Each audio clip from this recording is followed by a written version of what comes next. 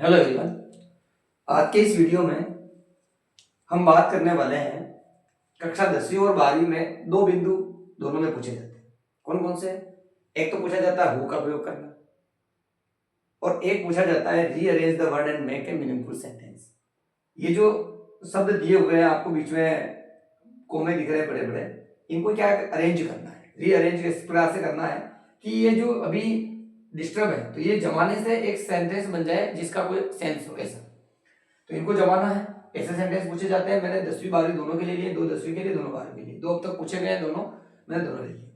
इधर मैंने हु में भी ऐसे ही किया है, 12वीं का एक लेयर का है, 10वीं के दो ले लिए। दोनों ये जो तक पूछे गए मैंने सारे के सारे इसमें डाल दिए। अब आपको करना क्या है, ये बड़े आसान है और मैंने दोनों एक साथ इसलिए कर ले लिए क्योंकि 10वीं 12वीं और 10वीं में अलग से वीडियो बनाने की आवश्यकता नहीं, दोनों को एक साथ ले लेते हैं, दोनों समझ लें इसको आराम से। और इसमें बहुत बहुत ईजी है, इसमें कोई ज्यादा कठिन वाली बात नहीं है। मैं समझा देता हूं आपको। हु का जब भी आपको प्रयोग करने के लिए पूछा जाएगा, देखिए पहला कह रहा है the boy is my cousin, the boy is wearing a red shirt. पहला हु का ले रहा हूं मैं। पहले मैं ट्रिक लिख देता हूं, ट्रिक में ऐसा कुछ नहीं है। वो कह रहा है कि the boy is my cousin, वह लड़का मेरा कजिन है। The boy is wearing a red shirt, उसने रेड शर्ट पहनी हुई है। तो अपन क्या करेंगे, जब भी इस प्रकार का सेंटेंस आएगा सबसे पहले अपन क्या कहते हैं कि the boy is my cousin. तो अभी ये बात हम बाद में रखेंगे, पहले हम कहेंगे कि जिसने रेड शर्ट पहन रखा है वो मेरा कजिन है, ये होती है बात। यहाँ भी कह रहा है Lencho wrote a letter to God, Lencho ने भगवान को पत्र लिखा, नहीं ये कह रहा है कि लेंचो वाजे पीछे, लेंचो किसान है। तो यहाँ अपन क्या करेंगे, हमें वो चीज पहले पकड़नी है जिससे पहले अपन इस बात को, जैसे शर्ट वाली बात करें तो शर्ट में कि रेड, जिसने शर्ट रेड पहन रखा है वो मेरा कजिन है। वैसे ये कह रहा है कि जिसने भगवान को पत्र लिखा वो लेंचो जो था वो किसान था। ये कह रहा है the boy is my Neiphiu, वह लड़का मेरा भाई है। कौन? जिसने, अब यहाँ कौन का अर्थ निकला ना, कौन। ये कह रहा है Lencho wrote a letter to God, Lencho ने भगवान को पत्र लिखा, नहीं यहाँ कौन का अर्थ निकला, कौन का अर्थ नीचे निकलेगा, Lencho was a patient, Lencho किसान है। कौन? जिसने भगवान को पत्र लिखा। तो यहाँ थोड़ा उल्टा कर दिया उसने, बाकी सब ठीक था। नीचे देखिए the boy is my Neiphiu, तो लड़का मेरा भतीजा है। कौन? The boy is wearing a blue shirt, जिसने ब्लू शर्ट पहन रखा है। तो इसमें अपन क्या करेंगे, the boy is wearing A, the boy who is wearing a blue shirt is my Neiphiu. इस प्रकार से यहां भी ऐसे होगा, द बॉय हु इज, यहां द बॉय के बाद हम लगा देंगे हु और पहला द बॉय हटा देंगे। The boy who is wearing a red shirt, यहां से द बॉय हटेगा, इज माय कजिन। इस प्रकार से यहां भी the boy who is wearing a blue shirt is my nephew. यहां होगा लेंचो, ये लेंचो हु आज a patient wrote a letter to God. ठीक है, इस प्रकार से। तो हमें इसमें ट्रिक क्या ढूंढनी भाई, ट्रिक ये ढूंढनी है कि हमें पहले उसकी पहचान करनी है। जिस लड़के ने ब्लू शर्ट पहन रखा है, जिस लड़के ने रेड शर्ट पहन रखा है, ये यहाँ लेंचो वह किसान है। कौन? जो किसान है उसने भगवान को पत्र लिखा। तो ऐसा, तो हमें क्या करना, पहले पहले उसकी पहचान ढूंढना है और उसके बाद उसका रिश्ता बताना पड़ेगा। यहाँ ऐसी मैं ऐसी ट्रिक लिख देता हूं, बना देता हूं कि पहले क्या ढूंढेंगे, पहले पहचान वाला सेंटेंस, जिससे उसकी पहचान हो रही है वो वाला सेंटेंस लेंगे, उसके अंदर अपन हु का प्रयोग करेंगे, उसी में हु का प्रयोग। और दूसरा सेंटेंस जो होगा उससे सब्जेक्ट हटाएंगे, दूसरे सेंटेंस से अपन क्या करेंगे, सब्जेक्ट हटा देंगे। दूसरे सेंटेंस से अपन क्या करेंगे, सब्जेक्ट हटाकर लिख देते हैं। अब ये अगर आप सीधा सीधा देख पढ़ोगे तो आपको समझ में नहीं आएगा कि पहले सेंटेंस से अपन पहचान करते हैं। पहचान कैसे, तो पहचान ऐसे है कि जिसने ब्लू शर्ट पहन रखा, ये उसकी पहचान है, उसके बाद उसका रिश्ता है। यहाँ पे भी उसकी पहचान, उसके बाद उसका रिश्ता। यहाँ उसकी पहचान केवल किसान है और उसने भगवान को पत्र लिखा। ठीक है, तो यहाँ अपन कैसे सेट करेंगे, देखिए पहला सेंटेंस बना देता हूं। देखो द बॉय दोनों मिल रहा है अपने को, ईच भी मिल रहा है ऐसा नहीं है, लेकिन द बॉय अपन जो है हु यानी कौन, कौन मतलब किसको बताता है, ये किसी नाउन को बताता है। तो नाउन क्या हुआ, द बॉय हुआ। तो अपन क्या करेंगे, नीचे वाला द बॉय है उसको ऐसे कैसे लिख देंगे, है ना, ये नीचे ऊपर का एक ही है द बॉय, तो द बॉय अपने लिख लिया। अब लिखेंगे हु, ठीक है, जो अपने को लगाना लिख लिया। अब नीचे वाला सेंटेंस लिख रहा हूं मैं, द बॉय हु, अब वापस ऐसा कैसे लिखते जाओ, इज वियरिंग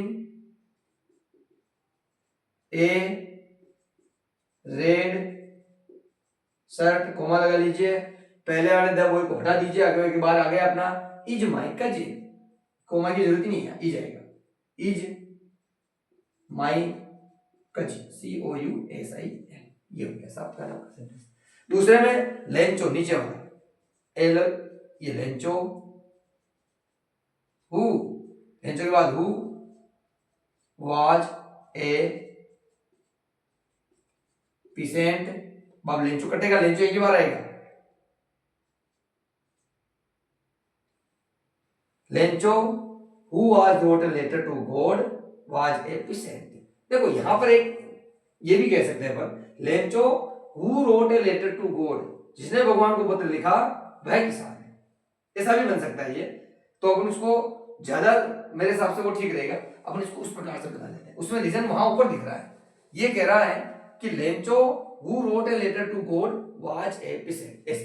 तो लेंचो हु, पहला वाला सेंटेंस लेंगे, wrote a letter to God, पहला लेंचो हटाएंगे, was a peasant, was a peasant, ये इस प्रकार से, ठीक है। दूसरे सेंटेंस में नीचे वाले से शुरुआत करेंगे, the boy who is wearing A blue shirt, उम्मीद करता हूं शर्ट वाले पूछ लेगा, ठीक है। ब्लू शर्ट, द बॉय वापस हट जाएगा, इज माई नेफ्यू, ये इस प्रकार से। जब भी आपको हु का प्रयोग करने के लिए पूछेगा, आपको पहले पहचान करनी है कि यहाँ उस व्यक्ति की पहचान किस सेंटेंस से हो रही है। इस सेंटेंस में कपड़े से हो रही थी, रेड कपड़े से, यहाँ ब्लू शर्ट से हो रही थी, और यहाँ पहचान ऊपर वाले से हो रही थी, Lencho wrote a letter to God, Lencho ने भगवान को पत्र लिखा, तो किसने या कौन, तो अगर लेंचो, तो हम लिखेंगे Lencho who wrote a letter to God, Lencho जिसने भगवान को पत्र लिखा वह किसान था, ठीक है। रिश्ता नीचे है देखो किसान से, वहां रिश्ता ऊपर था कजिन, यहाँ पे भी नेफ्यू, ये सब नीचे की सेंटेंस में है, देखो लास्ट में है, तो यहाँ पे भी नेफ्यू लास्ट में है, यहाँ पे भी कजिन लास्ट में है, यहाँ पे लास्ट में है, ठीक है। तो ये रिश्ता जो है वो बाद में आएगा, पहले उसकी पहचान होगी। पहचान यहाँ क्या हुई, Lencho who wrote a letter to God, Lencho जिसने भगवान को पत्र लिखा वह क्या है, किसान है। तो ये इस प्रकार से आप हु का प्रयोग करेंगे। तीन इंपॉर्टेंट थे, मैंने आपके सामने रखे। अब rearrange the word and make a meaningful sentence की बात करते हैं। इसमें अपने को क्या करना, इसमें कुछ भी विशेष नहीं करना, कुछ भी दम वाली बात नहीं है। देखो इसकी ट्रिक मैं नीचे लिख देता हूं। जब भी अपन सेंटेंस जमाते हैं तो सबसे पहले क्या करते हैं, सबसे पहले लिखते हैं अपन सब्जेक्ट को, उसके बाद लिखते हैं अपन अगर हेल्पिंग वर्ब है तो हेल्पिंग वर्ब को, उसके बाद अपन लिखते हैं मेन वर्ब है तो मेन वर्ब को, उसके बाद लिखते हैं अपन ऑब्जेक्ट को, ऑब्जेक्ट है तो, और उसके बाद अदर वर्ड जितने भी हैं वो बाद में जमते हैं, ठीक है। अब ये मैंने जो फार्मूला लिखा है यहाँ पे, इस फार्मूले में आपको मान देना है, बस कुछ नहीं करना।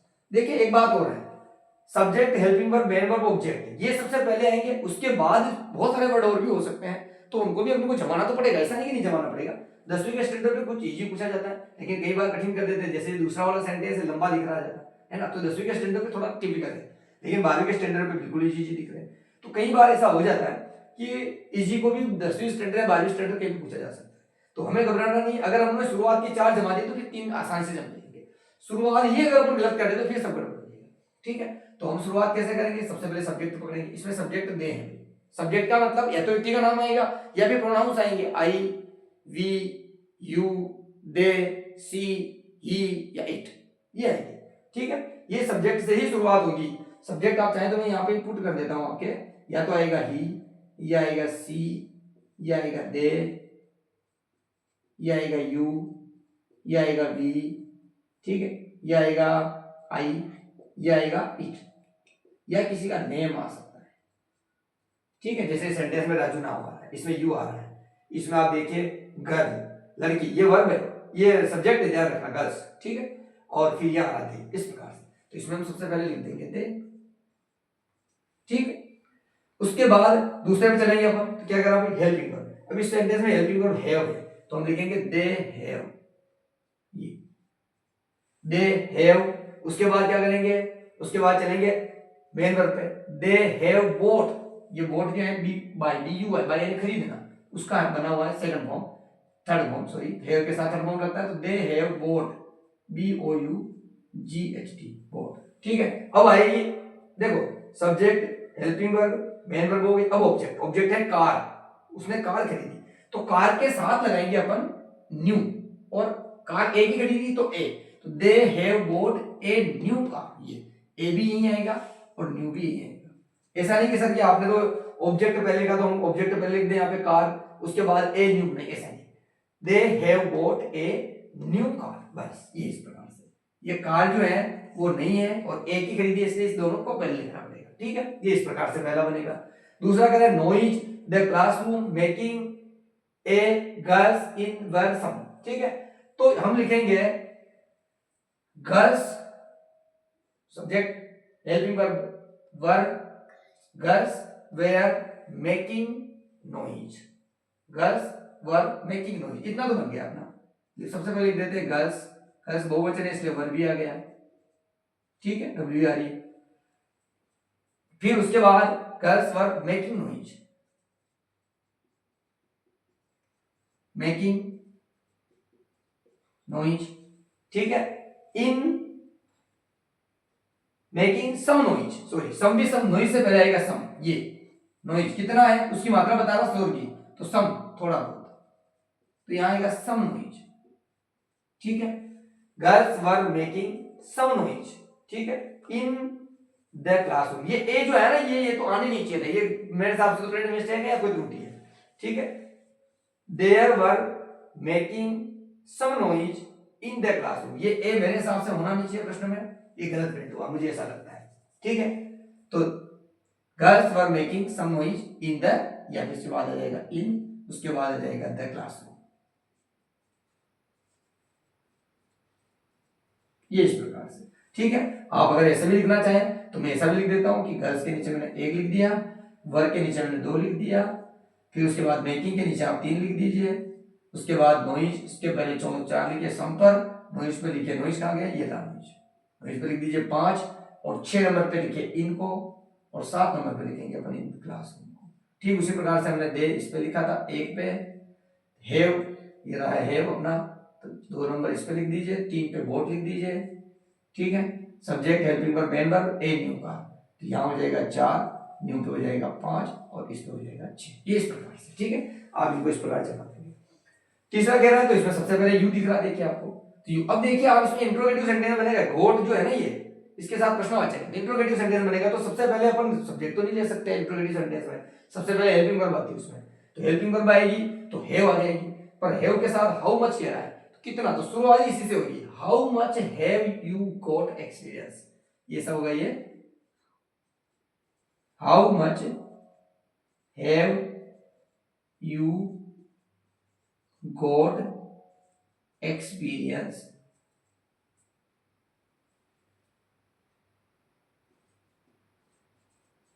और प्रश्नवाचक इस प्रकार से। ठीक है, यहां अगर डंडा नहीं है तो मेरे हिसाब से डंडा भी यहां होना चाहिए, क्योंकि अगर गोट के साथ क्वेश्चनवाचक है तो गोट सबसे लास्ट में आना चाहिए, क्योंकि इंट्रोगेटिव सेंटेंस है, तो ये डंडा यहां पे भी मेरे हिसाब से होना चाहिए।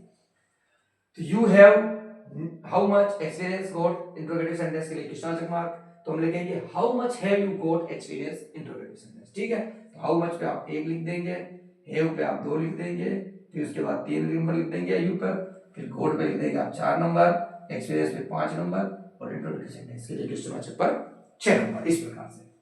अगला जो आपका है उसमें नंबर 1 पे देखिए आप, इंट्रोगेटिव सेंटेंस तो नहीं है, नहीं है सर, तो सबसे पहले क्या लिखेंगे, राजू लिखेंगे, तो लिख देते हैं अपन राजू। ठीक है, उसके बाद helping verb can, Raju can write, ठीक है, विथ नाइदर हैंड्स, विथ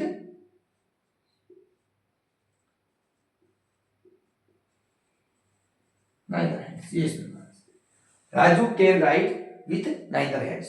अब देखिए विथ यहां आया, नाइदर हैंड्स का मतलब ये है कि नाइदर का मतलब न, तो मतलब कहने का मतलब राजू जो है वो किसी हाथ से नहीं लिख सकता। ठीक है, ये इसका कहने का मतलब है।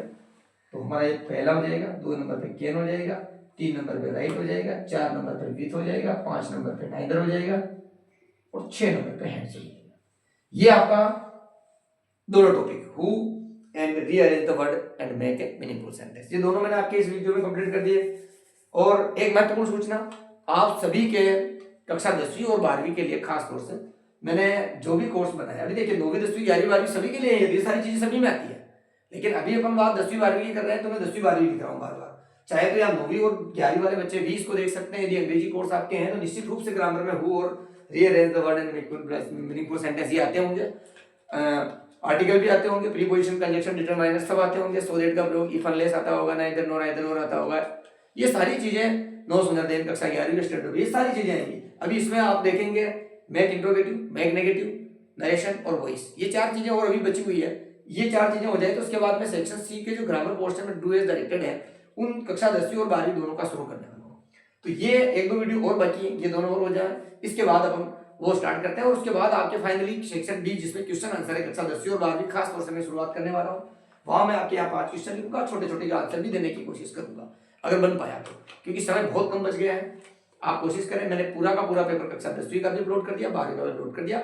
वहां से आप वीडियो को रोक के पेपर को जूम कर लेना, दिखेगा नहीं, छोटी साइज में जूम कर लेना, आंसर उतार लेना, क्वेश्चन उतार लेना, फिर उसके नीचे आंसर लिख लेना। बड़े आंसर लग रहे हैं, छोटे तो आप क्लासरूम में मुझे पूछ सकते हैं, हायर सेकेंडरी स्कूल जातला वाले, और बाकी कोई बच्चे देख रहे हैं तो उन क्वेश्चनों को लिख लीजिए, उनके छोटे आंसर आप अपने टीचर से मिलकर कर लीजिए। अगर ज्यादा बड़ा है नहीं कर पा रहे तो छोटे करवा लीजिए, ठीक है। एक व्यवस्था और मैंने करी है, आप सारे वीडियो देख रहे होंगे तो सारे वीडियो में आपको कौन सा देखना कौन सा नहीं देखना उसमें कंफ्यूजन हो रहा होगा। तो मैंने क्या किया कि मैंने उसमें, आप जैसे ही ओपन कर रहे होंगे यूट्यूब में जाके अपने चैनल ओपन कर रहे होंगे तो आपको 5 चीजें मिल होगी। मैं यहाँ थोड़ा सा यहाँ लिख देता हूँ इस जगह पे, ठीक है। आप देख रहे होंगे जैसे आप ओपन करेंगे तो आपको एक तो दिख रहा होगा वहां पर होम का ऑप्शन, नंबर 2 पे थोड़ी दूरी पे दिख रहा होगा आपको वीडियो, और उसके थोड़ी दूरी पे दिख रहा होगा आपको सोर्स, उसके थोड़ी दूरी पे दिख रहा होगा आपको प्लेलिस्ट, ठीक है। ये चीजें आपको वहां दिख रही होगी 4, एक फंक्शन और होगा यहाँ पे 5 है, ठीक है। तो अब ये जो प्लेलिस्ट है ये, इसको आप ओके करेंगे, ठीक है। प्लेलिस्ट को आप ओके करेंगे तो जैसे आप प्लेलिस्ट ओके करेंगे वहां पर आपको कक्षा 10वीं और 12वीं के 2 फंक्शन दिख जाएंगे। जैसे आप प्लेलिस्ट ओपन करेंगे, एक तो आपको कक्षा 10वीं दिखेगी, उसमें कक्षा 12वीं दिखेगी, और भी कुछ दिखे तो अपने वो काम जिस क्लास से है उसको देख लीजिए। 10वीं वाले बच्चे 10वीं पे क्लिक कर लीजिए, 12वीं वाले 12वीं पे क्लिक कर लीजिए। तो आपको क्या है, वीडियो में जाकर के सारे देखने नहीं पड़ेंगे, आप प्लेलिस्ट में जाइए, कक्षा 10वीं का मैटर मैंने 10वीं में डाल दिया, 12वीं का मैटर 12वीं में डाल दिया, तो आपको ढूंढने की आवश्यकता नहीं। 10वीं के जितने वीडियो उसमें डाले हैं सारे 10वीं को पढ़ने हैं, वो 10वीं के पाठ्यक्रम में है, और जो 12वीं में डाले हैं वो 12वीं वाले को पढ़ना है, उसके पाठ्यक्रम में वो सारी चीजें हैं, ठीक है। मैंने इसमें बहुत सारी चीजें डाली, छोटे छोटे सोर्स भी डाले हैं, जिसमें मैंने कक्षा 12वीं में पोइम भी डाल रखी है, पोइम के आंसर भी डाल रखे हैं, 20 महत्वपूर्ण क्वेश्चन भी डाल दिए, 10वीं में भी डालने वाला हूँ बहुत जल्द। और कक्षा 10वीं में मैंने सेंट्रल आइडिया डाल दिया है, 3 नंबर में पक्का एक सेंट्रल आइडिया बनना है, मैंने 4-4 टॉपिक बना दिया उसमें और नंबर वाइज बना दिए। आराम से आप उसको पढ़िए, एक एक छोटी छोटी लाइनें हैं, आराम से याद कर लीजिए, 3 नंबर पक्के हैं। और उस संदर्भ में उस पोएम से यदि कोई प्रश्न आता है, आपको नहीं आता तो ये सेंट्रल आइडिया उसमें चिपका दीजिए, वहां पर भी आपको नंबर मिलेंगे, ठीक है। तो आप प्रयास करें कि जो सेंट्रल आइडिया मैंने 3 दिए वो पक्के कर ले, 5 नंबर आपके बनने हैं वहां से, ठीक है। वैसे ही मैंने 12वीं में भी डाल दिया सेंट्रल आइडिया, वो भी करें। बहुत जल्द मैं आप लोगों के लिए डालने वाला हूँ इंपॉर्टेंस ऑफ इंग्लिश और importance of games and sports. इन दोनों के बहुत सारे बच्चे कह रहे थे इससे पहले ग्राफ में हमें दिक्कत आ रही है, तो मैंने उनको नंबर वाइज बात दिया, 1 से 10 लाइनें डाल दी है, छोटी छोटी छोटी छोटी, तो आप उनको आराम से याद कर सकते हैं, वो याद कर लीजिए, ठीक है। और मिलते हैं अगले वीडियो में, तब तक के लिए धन्यवाद।